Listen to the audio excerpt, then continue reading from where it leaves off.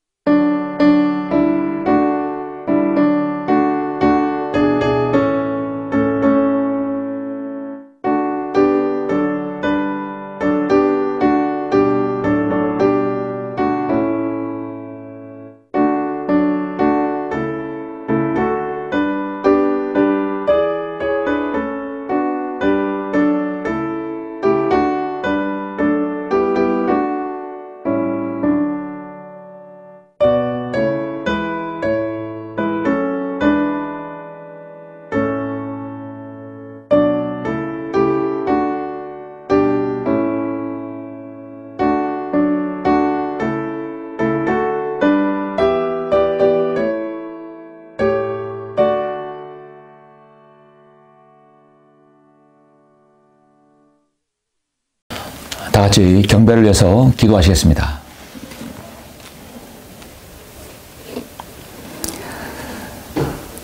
은혜와 진리가 충만하신 아버지 하나님, 감사를 드립니다. 주님은 모든 피년불로부터 찬양과 경배를 받으시기에 합당하신 분이십니다. 허물과 죄 가운데 죽어서 영원히 저기서 멸망할 수밖에 없는 저희들을 주님의 그 크신 사랑과 보혈의 공로로 구원하여 주셔서 이제 하나님의 자녀가 되어서 주님을 섬길 수 있도록 저희들을 인도해 주심을 감사를 드립니다. 2025년 시작되고 벌써 2달이 지나가고 있습니다. 참으로 세월은 빠르게 지나감을 우리는 느낍니다. 우리 인생이 주님 앞에 다다랐을 때, 주님을 만났을 때 우리가 지나온 생을 뒤돌아보면서 우리의 믿음의 행위로 또 우리의 믿음으로 주님을 얼마나 기쁘시게 했는지 늘 우리가 자신을 뒤돌아볼 수 있는 성도들 될 수 있도록 저희들 인도하여 주십시오. 올해 제25년도의 이 한 해는 정말 주님 앞에 귀합고 또 주님께 영광 돌리는 한 해로 정말 많은 그 예수 그리스도의 복음과 진리를 통해서 사람들을 눈뜨게 하는 그런 한 해가 될 수 있도록 저희들 인도하여 주시옵소서. 하나님의 말씀을 새로 구입하고 새롭게 한글 김재성의 눈을 뜬 성도들, 또 진리의 맛을 드리고 진리의 눈을 뜬 성도들, 그 믿음이 지속적으로 성장할 수 있도록 주님께서 인도하여 주시옵소서. 광야의 소리 선교를 통하여서 복음과 진리가 전파되고 전도지가 보급되고 또 하나님의 말씀에 진리의 지식이 서적들이 보급될 수 있도록 인도해 주심을 감사합니다. 적극적으로 말씀에 갈급한 성도들에게 잘 전달될 수 있도록 이 사역을 주님께서 이끌어 주시고 함께해 주시옵소서. 오늘의 이 예배를 시종일관 주님께 의탁드립니다. 감사를 드리며 주 예수 그리스도 이름으로 기도드렸습니다. 아멘. 영광을 주께 찬송가 492장입니다.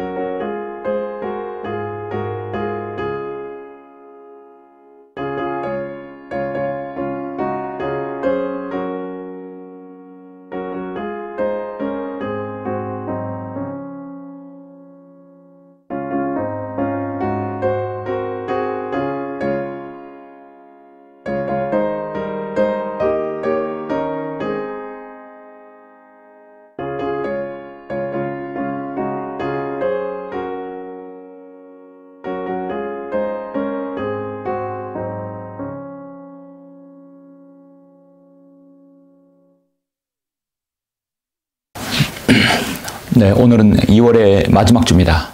오늘의 2월의 마지막 주 하나님의 말씀 모시겠습니다. 오늘 마지막 주 말씀은 야고보서 2장입니다. 야고보서 2장 14절부터 20절까지 말씀입니다. 야고보서 2장 14절부터 20절까지 제가 봉독해 올리겠습니다. 나의 형제들아, 만일 누가 믿음을 가지고 있다 하면서 행함이 없다면 무슨 유익이 있겠느냐? 믿음이 그를 구원할 수 있겠느냐? 만일 형제나 자매가 헐벗고 그 날에 양식조차 없는데 너희 중에 누가 그들에게 말하기를 평안히 가라, 몸을 따뜻하게 하고 배부르게 먹으라 하고 하면서 그 몸에 필요한 것들을 주지 않는다면 무슨 유익이 있겠느냐?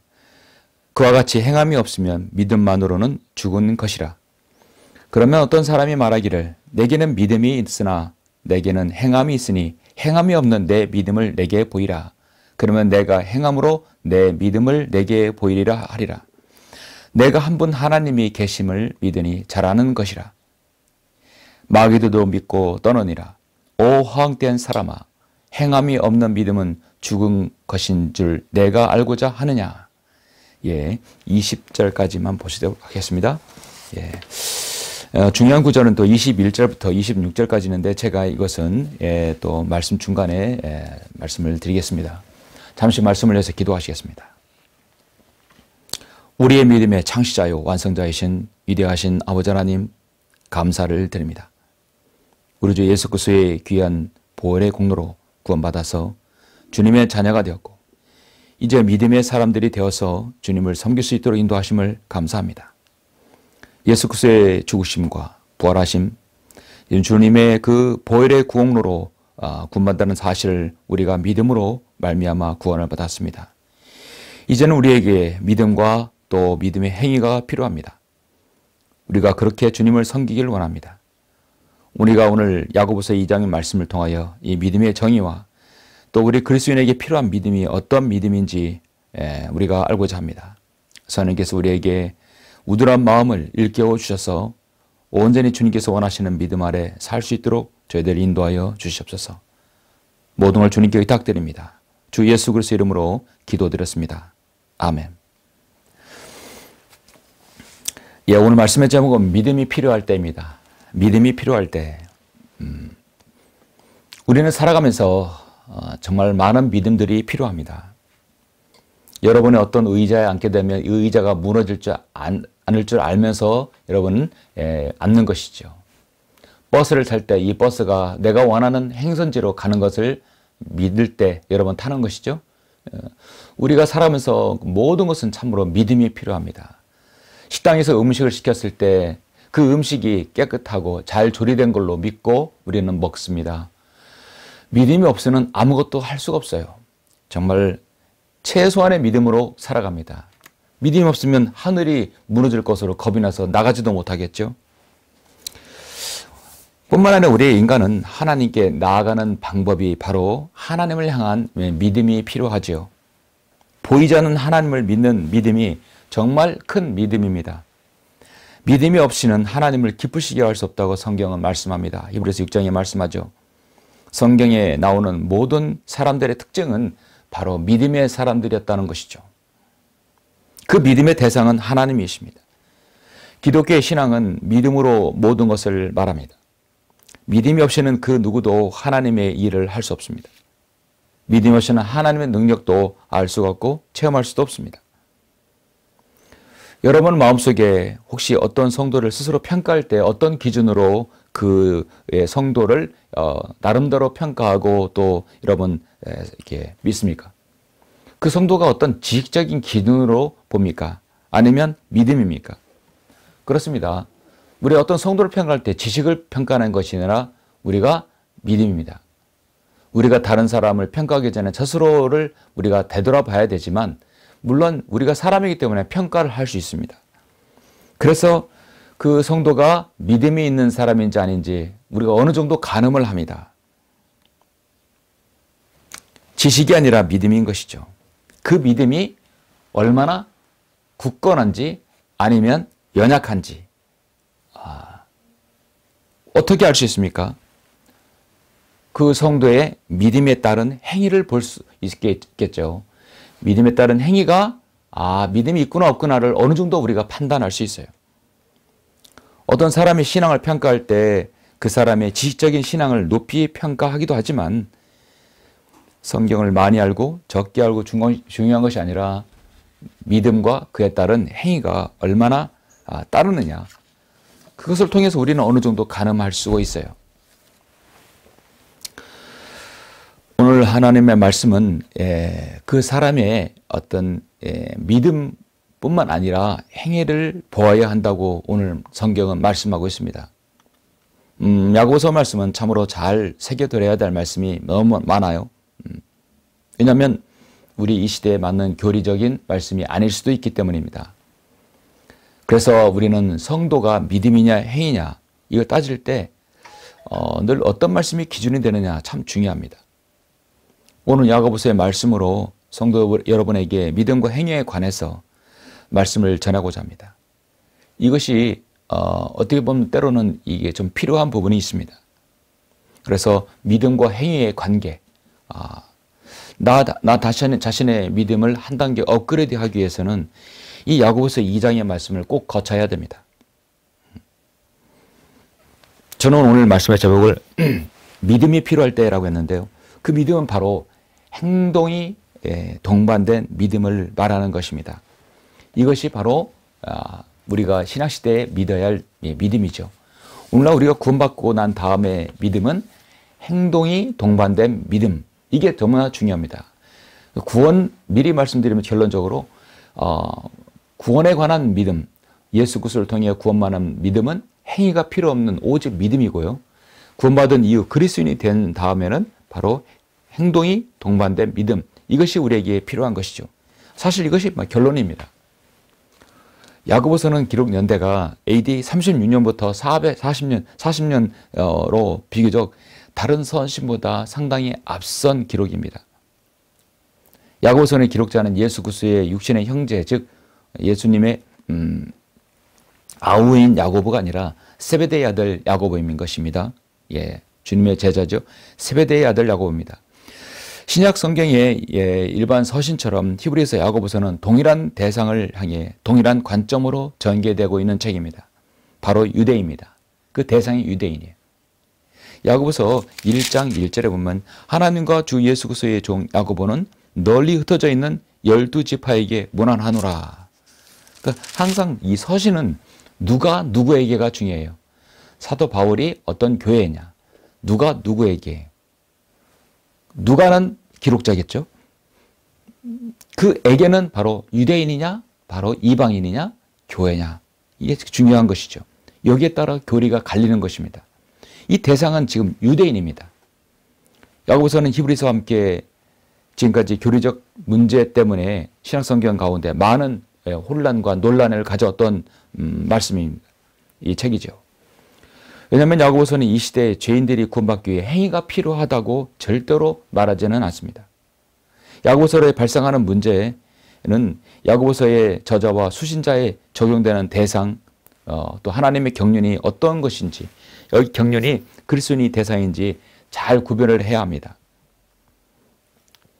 그래서 히브리서는 교회 시대와 환란 시대의 과도기적인 책입니다. 야고보서도 마찬가지고요. 과도기적이라는 것은 그 대상이 겹칠 수 있다는 것이죠.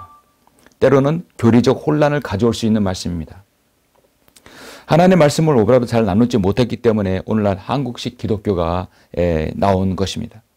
성경을 올바로 나눈다는 것은 무엇입니까? 성경 기록 대상을 잘 구분한다는 것이고 바로 구원에 관한 교리를 잘 여러분 나누는 것입니다. 이게 온전한 행위냐 또 믿음이냐 믿음과 행위냐 유대인이냐 이방인이냐 하나님의 교회냐 이것이 중요한 것입니다. 은혜 시대의 믿음은 단 한 번에 구원을 가져다 줄 수 있지만 이 시대가 지나고 나면 우리의 믿음과 행위가 반드시 필요한 시대가 옵니다. 대환란 시대입니다. 교회가 모두 다 휴거되는 다음에 이루어질 시대죠. 그래서 마태복음 24장 13절에 보면 성경에서 끝까지 견디면 구원받는다는 말씀이 바로 여기에 해당합니다. 요한계시록에서 여기에 성도들의 인내가 있으며 여기에 하나님의 계명들과 예수의 믿음을 지킨 자들이 있다고 요한계시록 14장에서 말씀합니다. 그래서 계시록에는 대환란 시대이기 때문에 바로 믿음을 지킨다. 그래서 끝까지 견뎌야 된다는 것입니다. 그때의 믿음은 불완전하며 믿음으로만 구원받지 못합니다. 그래서 자신의 행위를 보여야 됩니다. 믿음에서 떨어지면 구원을 잃어버릴 수 있는 상태가 바로 대환란 시대이죠. 구원의 완전한 보장을 이루지 못하는 시대입니다. 그러나 우리가 살고 있는 이 은혜 시대는 구원을 완전히 보장받고 있습니다. 지금 야고보서의 기록자는 히브리서의 기록자의 그 어떤 동일선상에서 볼 수 있는 것이죠. 물론 히브리서는 야고보서 사도 바울이 썼고 야고보서는 야고보가 서신을 기록했기 때문에 저자는 다르지만 그 당시의 그 대상은 바로 대환란 시대가 많이 적용되는 것이죠. 교회 시대보다 약간 더 뒤의 시대입니다. 그래서 성경 여기서 보면 대다수의 야고보서 2장의 말씀이 믿음과 더불어 행위가 필요하다고 말씀합니다. 하나님의 말씀은 성도의 영적 삶을 영위하기 위해서 양식임과 동시에 또 우리에게 교리적으로 잣대를 제공합니다. 잣대입니다. 이것이 바로 스케일이죠. 교리가 이것이 맞느냐 안 맞느냐 중요합니다. 영적으로는 많은 사람들이 그릇이 다양하기 때문에 적용이 가능하지만 교리는 잣대입니다. 절대 늘어나거나 줄어들지 않습니다. 그것은 바로 구원에 관한 교리이죠. 오늘날 많은 교회들이 있지만 그들이 가르치는 교회들이 그렇게도 잘못되고 있는 것은 하나님의 말씀을 모든 교리자 잣대를 삼지 않기 때문입니다. 우리가 믿고 우리가 가르치는 모든 하나님 말씀의 이 김진생에 근거한 것들은 바로 시대적으로 올바로 구분할 수 있다는 것이죠. 교리에 혼란을 주고 믿음의 혼란을 가져다 주는 그런 말씀은 우리가 철저히 분석을 하게 됩니다. 오늘날 교회가 해야 할 역할이 무엇입니까? 바로 교회에 혼란을 주는 것이 아니라 교리에 정확한 정립을 주어서 우리가 살고 있는 이 시대가 어떤 믿음을 가져야 되는지를 정확히 알려주는 것이 너무도 중요합니다. 저는 개인적으로도 오늘 본문을 통해서 많은 혼란을 가져다 주었습니다. 저의 청년 시절에는 믿음이냐 행위냐, 행위가 따라야 되느냐, 그래야 구원받는 것이냐, 참으로 어려웠던 구절이었습니다. 아까 제가 결론적으로 말씀드렸지만 믿음은 행위가 동반된다. 이것은 바로 구원받은 이후에 여러분 필요한 믿음이고, 우리가 구원받기 위해서는 오직 행위가 아닌 오직 예수 그리스도의 그 보혈의 구속의 그 십자가의 사건만을 주님을 내 마음에 영접만 하고 믿기만 하면 구원받는 것입니다. 구원받기 위해서는 오직 믿음 하나만 필요하죠. 행위가 동반되지 않는 믿음, 선과 무엇을 하고 성사를 행하고 무엇을 해서 구원받는 것이 아니라 오직 예수 그리스도께서 날려 십자가에서 죽으시고 부활하신 사실을 믿기만 하면 구원받는다는 사실, 그 하나만이 필요한 것입니다. 그렇다면 믿음이 필요할 때 어떤 때 믿음이 필요한가? 이 믿음은 바로 행위가 동반된 믿음인 것입니다. 그래서 이걸 우리 영적으로 적용할 때 이 믿음을 얘기하면 항상 거기에 행위가 동반된 믿음. 자, 믿음이 필요할 때는 행위가 있는 믿음이 필요합니다. 그래서 신약성경에는 믿음이 필요할 때, 행위가 필요할 때는 첫 번째 믿음이 기도할 때 우리의 믿음의 행위가 필요합니다. 기도할 때입니다. 요한복음 9장 1절로 7절 잠깐 보시겠습니다. 요한복음 9장 1절, 예수께서 지나가시다가 날 때부터 소경된 사람을 보신지라. 주의 제자들이 주께 물어 말씀드리기를, 선생님, 이 사람이 소경으로 태어난 것은 누가 죄를 지은 것이니까? 이 사람이니까 아니면 그의 부모니까? 라고 하니 예수께서 대답하시기를, 이 사람이나 그의 부모가 죄를 지은 것이 아니요 오직 그 사람 안에서 하나님의 일들을 나타내고자 함이라. 때가 낮을 동안에 나는 나를 보내신 분의 일들을 행하여야 하리라. 밤이 오면 그때는 아무도 일할 수 없느니라. 내가 세상에 있는 동안 나는 세상의 빛이라고 하시니라. 이렇게 말씀하신 후에 주께서 땅에 침을 뱉어 진흙을 이겨 그 소경의 눈에 바르시고 그에게 말씀하시기를, 가서 실로암 못에서 씻으라고 하시니라. 실로암은 해석하면 번함을 받았다는 뜻이라. 그러므로 그가 가서 씻고 보면서 왔더라. 그때 이웃 사람들과 전에 그가 소경이었던 것을 본 사람들이 말하기를, 이 사람은 앉아서 구걸하던 그 사람이 아니냐고 하더라. 어떤 사람들은 그 사람이라고도 하고 또 다른 사람들은 그 사람을 닮았다고도 하는데 그가 말하기를 내가 그 사람이라고 하더라. 자, 여기 이렇게 보면 우리 주님께서 지금 땅에 침을 뱉어서 진흙을 이겨 그 소경의 눈에 바르셨다 말씀하셨고, 가서 씻으라 했습니다. 즉시 소경의 눈을 눈뜨게 해줄 수도 있지만 주님께서는 이 소경에게 믿음과 행위가 필요했던 것을 이렇게 알게 되겠죠. 자, 이렇게 보니까 이 이 소경은 주님을 믿는 믿음이 있고 또 그에 따른 모세 실로암에 가야 되는 그 행위가 필요했던 것입니다. 주님께서 공생에 사역하실 때 소경의 눈을 뜨게 해준 사건은 많이 있습니다. 누가복음 7장에서도 바로 그 시간에 주께서 병약함과 전염병과 악령에 사로잡힌 많은 사람들을 고쳐주시고 또 많은 소경도 보게 주시더라라고 했습니다. 그런데 요한복음 9장에서는 소경은 좀 특별합니다. 모든 소경은 직접 주님 앞에서 눈을 떴습니다. 그리고 이 소경은 그렇게 하지 못했고 가서 씻고 그리고 보면서 왔습니다. 왜 왔습니까? 간증을 하려고 합니다. 예. 이 소경은 바로 이 9장 1절의 그 소경이다. 그런데 주님께서 침을 뱉어서 흙으로 이긴 바로 그 소경이라는 사실을 이 소경은 증명했던 것이죠. 그 사람인가? 그 사람을 닮았나? 아니야. 바로 내가 그 사람이라고 분명히 간증을 했던 것이죠. 당시 이스라엘 사람들은 이 소경만도 못한 믿음을 가지고 있었습니다. 히브리서 11장 1절에서 믿음은 바라는 것들에 대한 실성이 보이지 않는 것들에 대한 증거를 하겠습니다. 그래서 우리는 어떤 그 기도를 할 때 바라는 것들의 실상이 보이지 않는 것들에 대한 증거를 하겠습니다. 최소한 우리가 믿음으로 기도했다면 그 기도가 실행될 것으로 알고 우리가 기도하는 것이죠. 우리는 기도할 때 우리의 이치를 정확하게 인정하고 우리가 기도에서 이기적인 요소를 버리고 하나님께서 거절하는 것도 영적인 것이 거절하시는 것은 바로 영구적인 것이 아니라 언젠간 들어주실 거라는 믿음. 끊임없이 간구하면 그 기도는 반드시 주님의 목적이 합당하다면 들어주신다는 그 확신이 또 우리가 거기에 이루어질 것으로 믿고 행해야 되는 것이죠. 우리의 이치를 분명히 파악하고 기도할 때 이기적인 요소를 버리고 주님의 유익을 구하고 거절하는 것은 늘 영구적인 것이 아니고 끊임없이 나의 간구는 믿음을 행위를 동반한 믿음이 있어야 된다 하는 것이죠. 이게 정말로 우리가 기도가 응답될 수 있는 영적인 원리입니다. 그래서 고린도후서 13장 5절에 너희가 믿음 안에 있는지 너희 스스로 시험하고 입증하라. 예수 그리스도께서 너희 안에 계신 것을 스스로 알지 못하느냐. 주님은 고린도후서 13장 5절에서 우리에게 끊임없이 도전을 주십니다. 그러므로 우리가 기도할 때는 믿음이 동반된다. 그 믿음은 행위가 동반된다는 것이죠. 믿음이 필요할 때, 둘째, 시험이나 고난이 올 때 또 우리의 믿음의 행위가 필요합니다.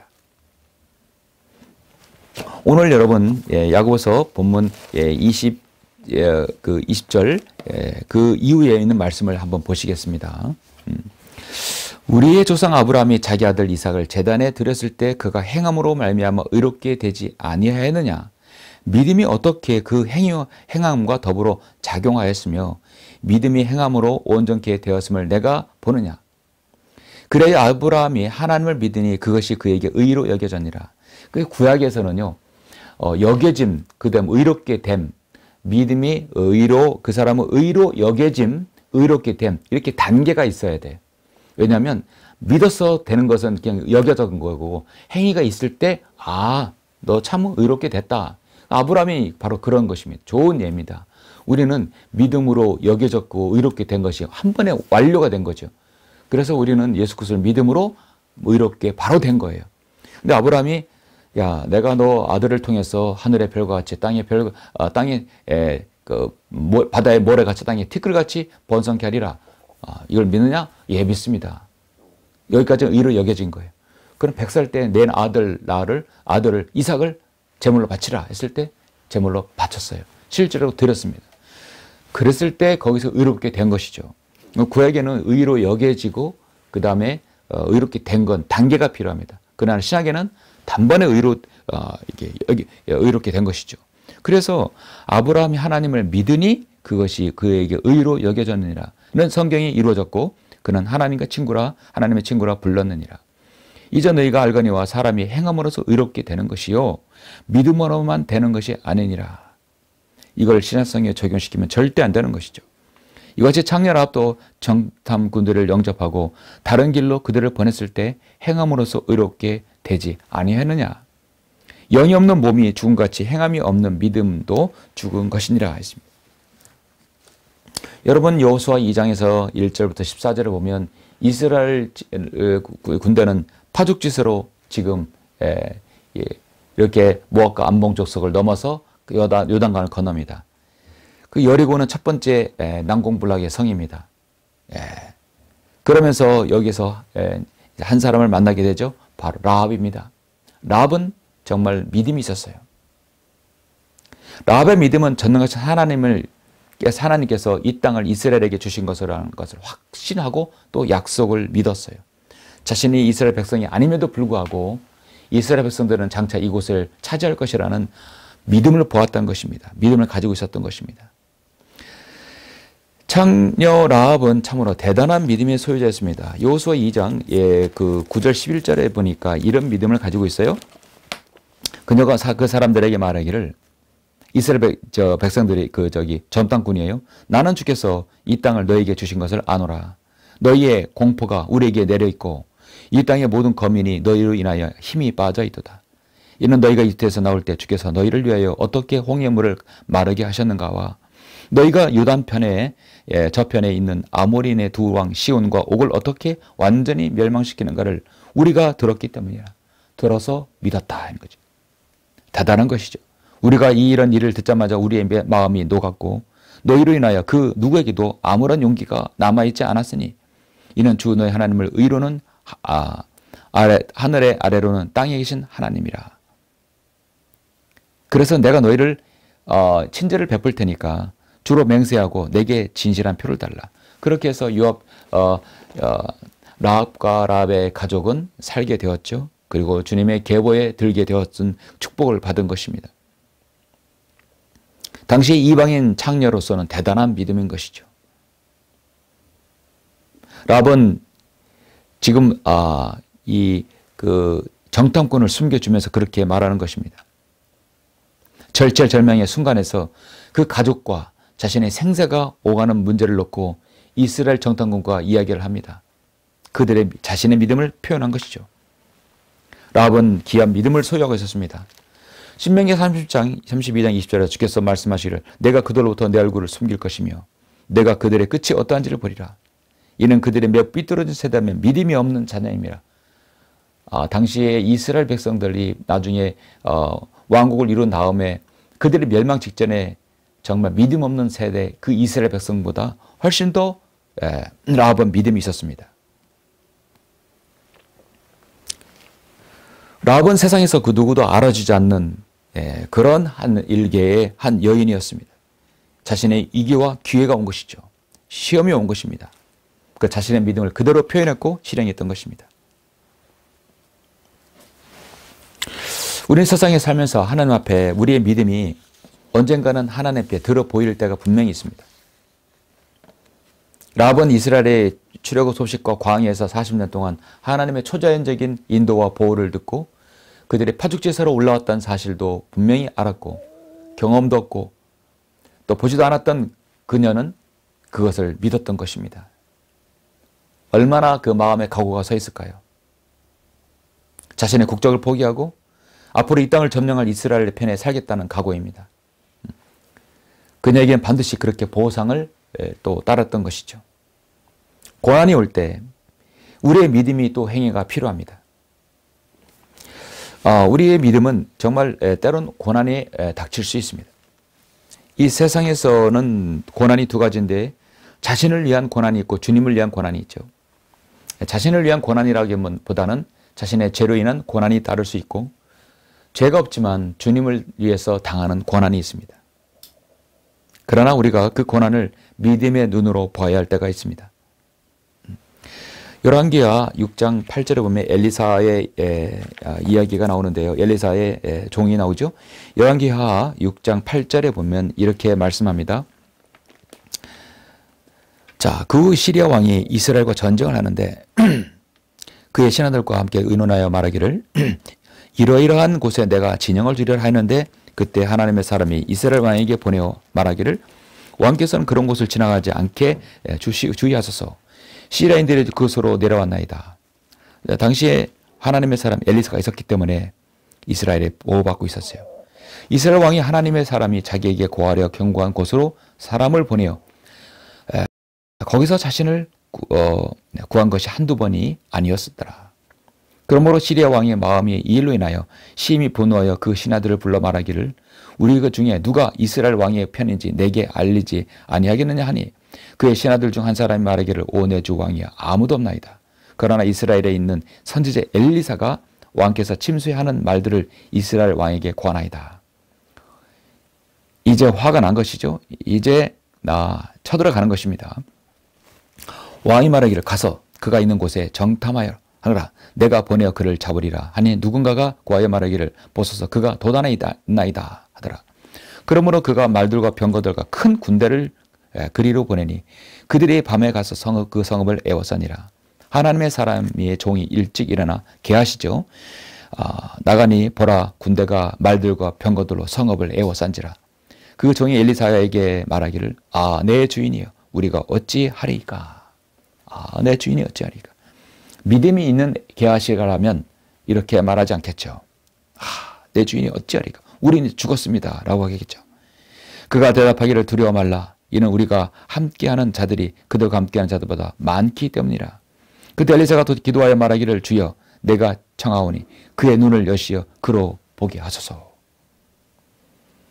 주여 내가 청하오니 그의 눈을 여시어 그로 보게 하소서.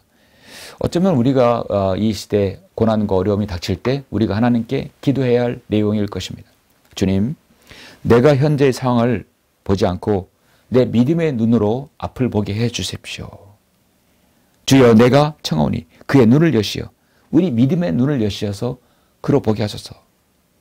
그러자 주께서 그 청년의 눈을 여시어 그가 보니 게하시가 이제 믿음의 눈으로 보니까 엘리사를 에워싼 말들과 불병거들이 산을 가득 채웠더라. 그걸 본 것입니다. 그 뒤에 이제 이 전쟁은 하나만 하죠. 중요한 것은 이 엘리사가 게하시 종을 위하여 기도한 그 기도 내용입니다. 주여 내가 청하오니 주의 눈을 여기에 여시어 그로 보게 하소서. 여기 주는 활자처럼 굵은 주죠. 이것은 바로 아버지와 아들과 성령님, 바로 만군의 하나님의 이름입니다. 우리는 믿음의 눈으로 때로 세상을 봐야 되고 현실을 볼 필요가 있습니다. 같은 사건을 보고 있는 종과 엘리사가 서로 다르다는 것이죠. 종은 시리아 군대만을 보았고 엘리사는 하나님의 군대의 말과 불병거를 보았습니다. 이것이 하나님의 말씀의 핵심입니다. 어떻게 그렇게 다를 수 있을까? 현실의 상황에서 보는 눈과 믿음의 눈으로 보는 것은 다르다는 것이죠. 우리는 어떤 일이 고난과 또 시련과 시험이 닥치더라도 그것을 우리가 믿음의 눈으로 봐야 된다는 것입니다. 야고보서 1장 2절에서 나의 형제들아 너희가 여러 가지 시험에 빠질 때면 그것을 모두 믿음으로 여기라. 너희가 믿음 안에 있는지 너희 자신을 시험하고 스스로 입증하라. 예수 그리스도께서 너희 안에 계신 것을 알지 못하느냐 했습니다. 사랑하는 성도 여러분, 예수님의 12제자 중 하나였던 도마는 사실 가장 늦게 믿음을 인정한 제자였습니다. 결국 주님의 손을 만져보고 못자국과 주님의 그 고난의 흔적, 상흔을 보고야 믿었습니다. 도마야, 내가 나를 보았으므로 믿는구나. 보지 않고 믿는 자는 복이 있도다. 요한복음 20장에서 20장 29절 말씀합니다. 여러분은 주님의 손을 못자국을 보고 예수님을 믿었습니까? 그렇지 않습니다. 오직 하나님 말씀 이거 하나만 보고 여러분 믿었던 것이죠. 누가 더 믿음이 있습니까? 여러분은 복음을 전할 때 가끔 이런 말들을 하실 것이에요. 전할 때 사람들이 이런 말을 합니다. 나는 이런 걸 믿지 않아요. 무엇을 믿지 않습니까? 아니 하나님이 눈에 안 보이고 실체도 없는데 어떻게 하나님 믿으라고 하는가? 너무 막연하다. 믿을 수 없다. 그러면 여러분은 어떻게 하십니까? 보이지 않는 하나님을 어떻게 믿느냐? 차라리 보이는 신을 믿지.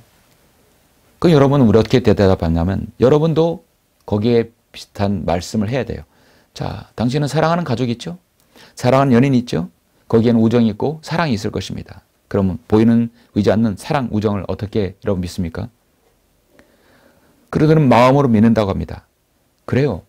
예수 그리스도는 여러분 앞에 하나님은 보이진 않지만 마음으로 믿는 것입니다. 하나님께서 육신으로 나타나셨고 그 육신으로 오신 예수님께서 우리를 위해서 갈보리 십자가에서 죽으시고 부활하신 것을 내가 마음으로 믿는 거라고 했습니다. 마음으로 믿으면 구원 받는다겠습니다. 누구를 신뢰하고 누구를 믿는 믿음은 보이진 않습니다. 그러나 반드시 증거가 있게 되어 있어요.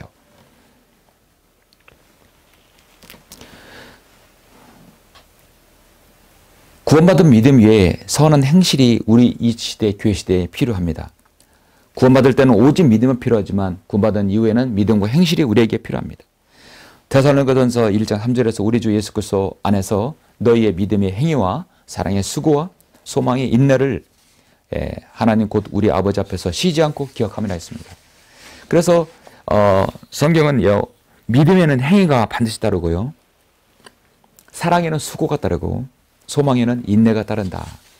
정말 정확하고 아주 클리어한 말씀이죠. 우리 그리스도인의 믿음을 성숙한 유일한 길은 자신의 믿음으로 구원받다면 그리스도인은 그 이후에 행위가 따라야 우리가 또 믿음을 확증받을 수 있는 것입니다. 요한복음 14장 15절에서 분명히 주님은 너희가 나를 사랑하면 나의 계명들을 지키라고 분명히 말씀하고 있습니다. 이 계명을 지키는 것은 보이는 하나님을 사랑하고 내 이웃을 내 몸같이 사랑하는 것이죠.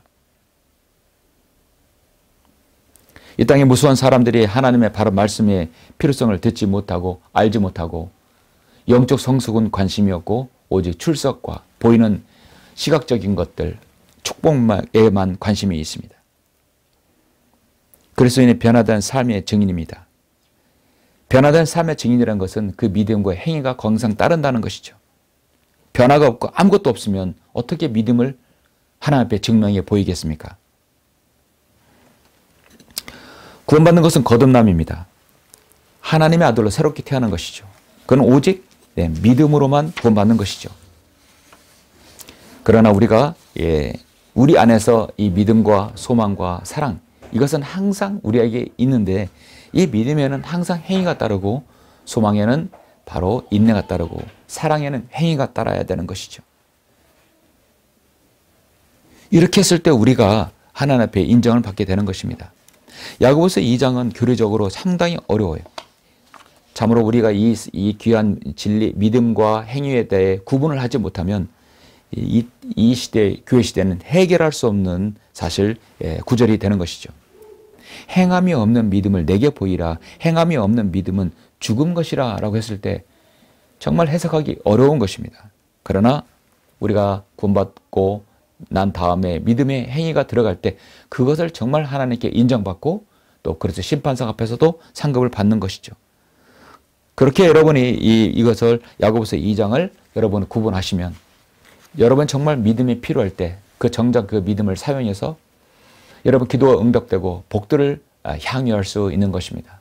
그런 믿음으로 여러분 주님을 섬기시길 간절히 바랍니다. 기도하시겠습니다. 위대하신 아버지 하나님 감사를 드립니다. 주님은 참으로 놀라우신 분이십니다. 우리에게 믿음을 허락하시고 믿음을 선물하셔서 예수 그리스도를 믿는 믿음을 주시며 또 구원받은 그리스도인이 된 다음에 우리가 행위가 또 우리의 믿음을 증명하고 또 그 믿음은 또 행위로서 우리가 하나님께 칭찬을 받고 또 인정을 받는다는 사실을 알게 되었습니다. 우리에게 기도가 필요합니다. 우리는 기도를 해야 합니다. 그 기도는 반드시 우리의 믿음과 행위가 필요하고 그 기도가 응답될 것으로 우리는 믿음이 필요합니다. 우리에게 시험과 고난과 어려움들이 닥칠 때마다 주님께서 그 모든 일을 해결해 주실 것으로 믿는 믿음이 필요합니다. 오늘 말씀을 들은 모든 성도들이 그러한 귀한 믿음으로 주님을 섬길 수 있도록 인도하여 주시옵소서. 주 예수 그리스도 이름으로 기도드렸습니다. 아멘. 영광을 주께 찬송가 312장입니다.